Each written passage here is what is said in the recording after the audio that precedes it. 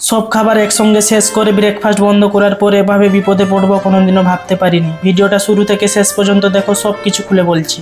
So guys, তোমরা সকলেই জানো আমি কেল্লাতে হোটেলে কাজ করি। সকাল সকাল ঘুম থেকে উঠে ফ্রেশ হয়ে কাজে যাওয়ার জন্য রুম থেকে বেরিয়ে পড়ি। বাইরে এসে দেখি রাত্রে অনেক পরিমাণ বৃষ্টি হয়েছে, রাস্তাঘাট পুরো ভেজা। ঠান্ডা বাতাস খেতে খেতে হোটেলে চলে আসি। এসে আগে ফোনটাকে চার্জে বসিয়ে দিয়েছিলাম, ফোনে চার্জ ছিল না। আজকের আবহাওয়াটা এত সুন্দর, বাইরে এসে দেখি খুব ভালো রোদ বেরিয়েছে আজকে। তো হোটেল ওপেন করার সময় তেমন একটা কাস্টমার ছিল না। কিছুক্ষণ পর থেকে কাস্টমার আসতে থাকে, প্রায় 3-4 ঘন্টা এইভাবেই কেটে যায়। ভাই আজকের 12টা হবার আগেই আমাদের ব্রেকফাস্টের সমস্ত খাবার শেষ হয়ে যায়। তার মধ্যে আমাদের অনলাইন অর্ডার 10টার মতন পেন্ডিং পড়ে আছে। তো ব্রেকফাস্ট তো বন্ধ করে দিচ্ছিলাম 9-এ, কিন্তু অনলাইনে মালিক বন্ধ করতে ভুলে গেছিল। জোম্যাটো সুইগি থেকে অর্ডার আসছিল, তো আবার আমাদের খাবার বানাতে হলো। তো সব কিছু কমপ্লিট করে 10টা পেন্ডিং অর্ডার দিয়ে আজকের মতন ব্রেকফাস্ট বন্ধ করা হলো।